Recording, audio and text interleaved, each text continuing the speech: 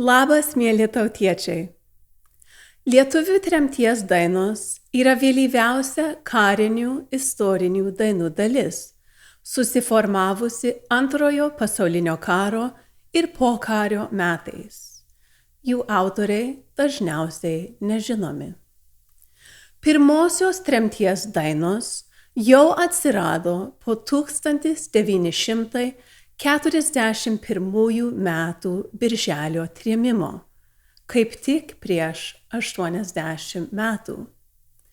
Jų gausėjo suintensyvėjus trėmimams.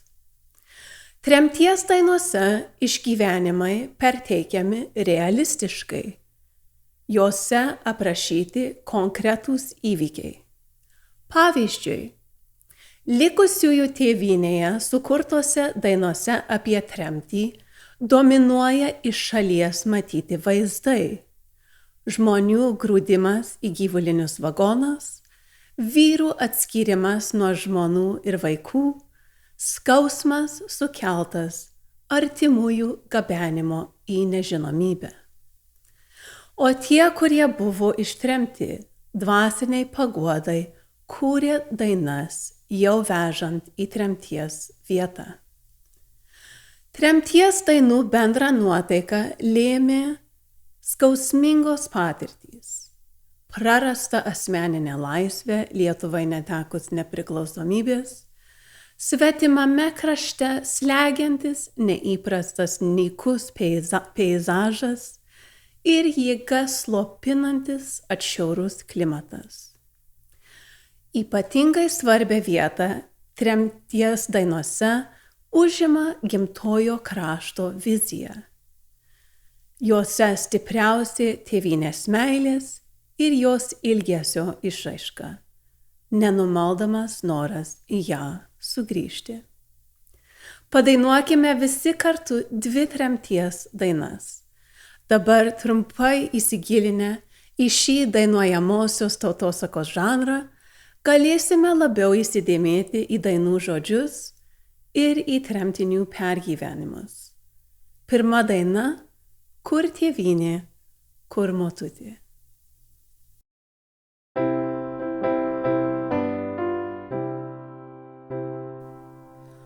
Kur tėvynė, kur motutė, kur darželis rūtų, jei žinotų, kad sugrįšiu, lengvėlio gal būtų, jei žinotų, kad sugrįšiu, lengvėlio gal būtų. Kur klevai ošia ant kalno, kur beržų takelis, kur lakštutės dainos švelnios, kur sraunus upelis, kur lakštutės dainos švelnios, kur sraunus upelis, kur kvepias gegužis baltas, kur žiedelis vyšnios, kur svajonės tos nekaltos, žydinčios jaunystės, kur svajonės tos nekaltos, žydinčios jaunystės. Kur tėvynė, kur motutė, kur darželis rūtų, jei žinotų, kad sugrįšiu, lengvėlio gal būtų, jei žinotų, kad sugrįšiu,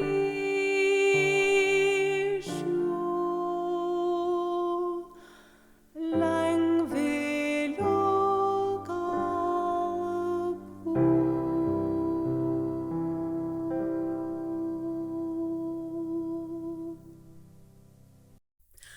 Antra tremties daina Kad ne auksinės vasaros, taip pat žinoma pavadinimu Kur tas dulkėtas traukinys.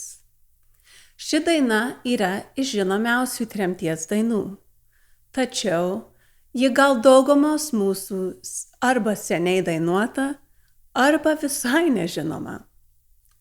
Aš iš tikrųjų šios dainos nemokėjau, bet mano mama man sakė, kad svarbu ją išmokti ir į ją atkreipti dėmesį. Tad padainuosime visus 6 posmelius.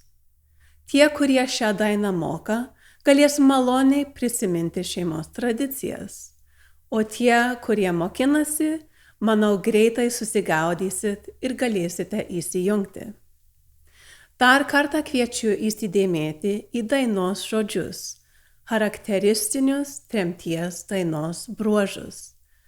Svetimo krašto slegiantis peizažas, gimtojo krašto vizija, sielojamasi dėl prarastos laisvės, tėvynės ilgesys ir noras sugrįžti.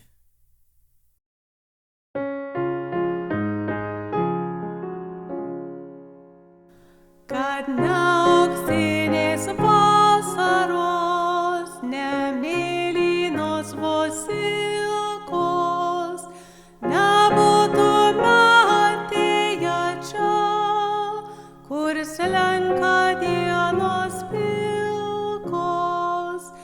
Nebūtume atėję čia, kur slenka dienos pilkos, kur tas dulkėtas traukinys taip toli nukeliavo.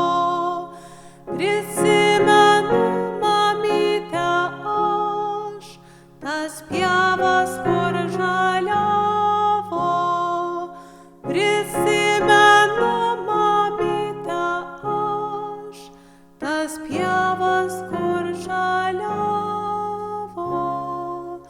Prisimenu gimtinę aš, jos mėlyną padangę.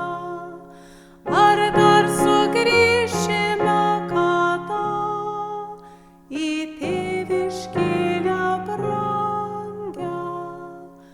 Ar dar sugrįšime kada į tėviškėlę brangią? Ir vėl bus vasara graži, žydės vėl skaisčios gėlės, nušluostyk ašaras gailias, jaunystę palydėjęs. Nušluostyk ašaras gailias, jaunystę palydėjęs. Negaila tėtis nei mamos, nei visko, ką turėjom. Tik gaila, gaila Lietuvos, kurią kažkai mylėjom. Tik gaila, gaila Lietuvos, kurią kažkai mylėjom. Šalie gimtoji Lietuva, ar tavęs nemylėjom? Bet kad neliks mums vietos čia, mes niekad netikėjom.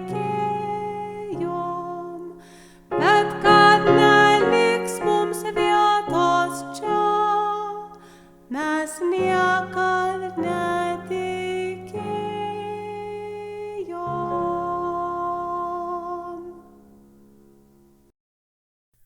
Beveik vienalaikiai su trėmimais Antrojo pasaulinio karo pabaigoje prasidėjo ir net 12 metų truko vienas svarbiausių ir lemtingiausių Lietuvos istorijos etapų – Lietuvos partizaninis karas.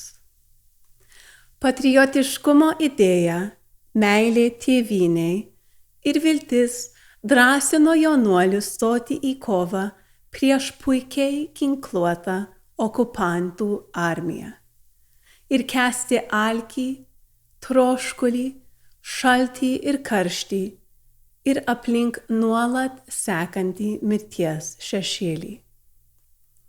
Tačiau būtent vienas ypatingas partizanų kasdienybės aspektas padėjo išlaikyti vienybę ir dvasinę ištvermę – partizanų dainos.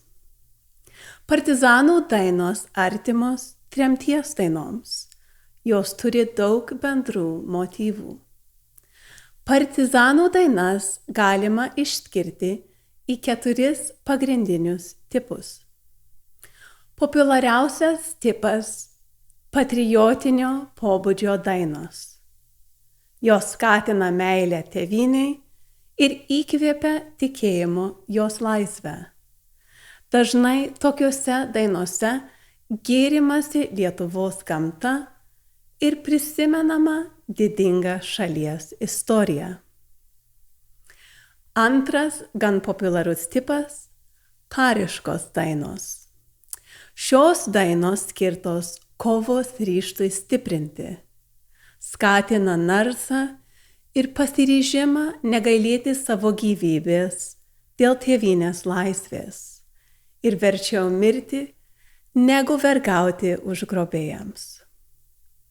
Trečias tipas – tai humoristinės partizanų dainos, kurios pasižymi pasišaipimo iš priešų. O ketvirtas tipas – tai sentimentalūs romansai. Tuometinė dvasinė žmonių būsena prašė ilgesingų, lyriškų ir nerimo perpildytų dainų, kurios išreikštų kasdienybės buities gūdumą, bet tuo pačiu teiktų bent kokią viltį, jog padėtis krašte pasikeis, jog kaip ir anksčiau jame švies saulė. Daugeliui partizaninių dainų būdingas pesimizmas, nerimas ir nostalgija. Kai kurios dainos skirtos atsisveikinti su draugais, šeima ar gyvenimu, ar apverkti žuvusius kovos draugus. Vis dėlto rinkiniuose būta ir pozityvių, tikėjimo, jog visa pasibaigs laimingai, šviesios ateities viziją paremtų dainų. Padainuokime dabar kartu vieną iš pastarojo tipo partizanų dainų. Visų karštai mėgiama Stoviu aš parimus.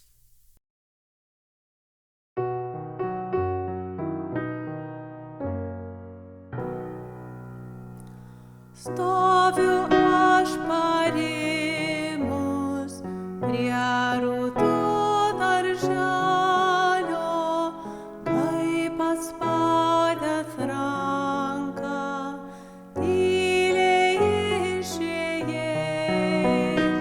Ašarom sidabro verkė rūtos žalios, skendo ūkanuose Lietuvos laukai. Ašarom sidabro verkė rūtos žalios, skendo ūkanuose Lietuvos laukai. Kas paklaus, kodėl man ašaros